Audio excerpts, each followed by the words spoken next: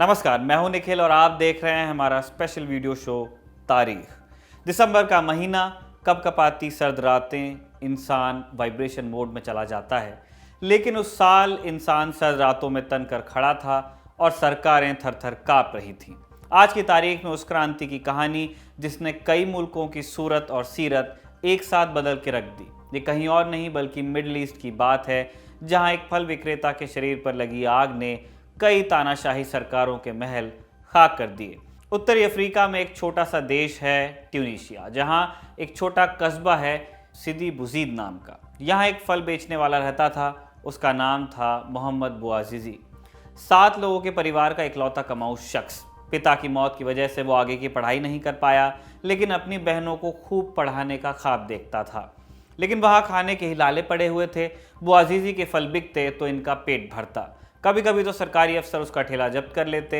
ऐसे दिनों में बुआजीजी के परिवार को भूखे सोना पड़ता और फिर नए सिरे से शुरुआत करनी पड़ती। इसी शहर में रहती थी फैदा हामदी, अधेड़ उम्र की एक नगर निगम इंस्पेक्टर। 17 दिसंबर 2010 की सुबह ये दोनों किरदार फैदा और बुआजीजी आमने सामने आते हैं। उस दिन बुआजीजी की रेहड़ी पर सेब सजे थे, लेकिन उसके पास नगर निगम का लाइसेंस नहीं था। इंस्पेक्शन के लिए निकली फैदा की दिनचर्या थी ये। उसने बुआजीजी की रेहड़ी को जब्त कर लिया। बुआजीजी ने अपने से वापस छीनने की कोशिश की। फैदा ने वहीं पर सबके सामने उसे थप्पड़ मार दिया। बुआजीजी को रोना आ गया। वो बहुत देर तक वहीं खड़ा रहा। एक आम ट्यूनीशियन के लिए यह रोज़मर्रा की बात थी, लेकिन बुआजीजी उस दिन आर पार के मूड में था। वो अपनी रेहड़ी छुड़ाने के लिए सरकारी दफ्तर जाता है, हाथ पांव पकड़ता है। जब शाम तक उसे रेहड़ी वापस नहीं मिलती है तो गवर्नर ऑफिस के सामने अपने शरीर में आग लगा लेता है। किसी ने इस घटना का वीडियो बनाकर सोशल मीडिया पर डाल दिया और वो वीडियो वहीं से वायरल हो गया। 18 दिसंबर 2010 की सुबह पहली बार लोग सड़कों पर उतरते हैं। सरकार ने लोगों का दर्द बांटने की बजाय बल प्रयोग कर दिया। लोगों का गुस्सा भरा पड़ा था, उन्हें घुटन महसूस हो रही थी। इस बर्ताव से भरा घड़ा फूट गया और गुस्सा सड़क पर बहने लगा खून के साथ। 4 जनवरी 2011 को बुआजीजी ने अस्पताल में दम तोड़ दिया। इसके बाद तो प्रोटेस्ट्स हिंसक हो गए।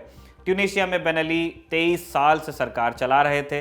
तख्ता पलट करके खुद सत्ता में आए थे, उसके बाद वहीं चिपक गए। समय के साथ साथ उनकी सत्ता तानाशाही में बदल गई थी। उनके शासन में विरोध की कोई गुंजाइश नहीं थी, लेकिन इस बार हालत बदले बदले नजर आ रहे थे। 14 जनवरी 2011 को बेन अली अपने परिवार के साथ देश छोड़कर भाग गए। ट्यूनीशिया ने बिगुल फूंक दिया था। इसकी देखा देखी पड़ोसी देशों में भी प्रोटेस्ट शुरू हुए। अरब देशों में तानाशाही सरकारें हुकूमत चला रही थी। कई सारे देशों में, लीबिया में 42 साल से मुअम्मर गद्दाफी का शासन चल रहा था। ऐसे ही सीरिया और मिस्र में भी शासन में जनता का कोई रोल नहीं था। उन्हें आदेश का पालन करने वाले गुलामों की तरह रहना पड़ रहा था। मिस्र की राजधानी काहिरा में एक सेंटर है, तहरीर स्क्वायर, एक चौराहा है, उसी का नाम है तहरीर स्क्वायर। 25 जनवरी 2011 को यहीं पर हजारों प्रदर्शनकारी जमा हुए। फिर ये संख्या लाखों में बदल गई। मिस्र में होस्नी मुबारक की सरकार थी। भ्रष्ट और तानाशाही सत्ता के खिलाफ लोग खड़े हो गए। ये लोग बदलाव चाहते थे, बेहतरी चाहते थे, लोकतंत्र की मांग कर रहे थे, कानून का राज और भ्रष्टाचार के खात्मे की अपील कर रहे थे। होस्नी मुबारक ने विद्रोह को चलने की कोशिश की, मगर नाकाम रहे। उस वक्त उनकी फौज ने ही लोगों पर गोली चलाने से मना कर दिया था। 11 फरवरी 2011 को होस्नी को इस्तीफा देना पड़ा। लोग इतने पर भी नहीं माने। उनकी मांग थी कि होस्नी और उनके परिवार पर भ्रष्टाचार के मामलों की जांच की जाए। साथ ही प्रोटेस्ट के दौरान मारे गए 800 से ज़्यादा लोगों की मौत का मुकदमा चलाया जाए उन पर। लोगों के दबाव ने असर दिखाया। होस्नी गिरफ्तार कर लिए गए, उन पर केस चला। उनके दोनों बेटों को भी जेल हुई। लीबिया के सर्वेसर्वा रहे गद्दाफी के अंत की भी शुरुआत अरब क्रांति से ही हुई। लीबिया में विरोध प्रदर्शन शुरू होने पर गद्दाफी ने कहा कि वो एक एक गली और एक एक घर में घुसकर लीबिया की सफाई करेगा। सफाई से उसका मतलब था विद्रोह को कुचलना, बागियों का सफाया करना। वैसे आपको गद्दाफी का वो इंटरव्यू देना चाहिए जो अपने खात्मे से कुछ वक्त पहले देखते हैं। कितनी मासूमियत से वो हंसते हैं ऐसे सवाल पे जिसमें उसको जवाब नहीं देना होता। एनीवेज, गद्दाफी की ज़्यादतियों को देख रहे पश्चिमी देश दखल अंदाजी करना चाहते थे, मगर इस बार चाहने वालों में थोड़ा फ़र्क था। हर बार जहां अमेरिका अपने साथी देशों को किसी देश में घुसने के लिए राजी करता, वहीं इस बार ब्रिटेन और फ्रांस ने अमेरिका को लीबिया पर हमले के लिए मनाया।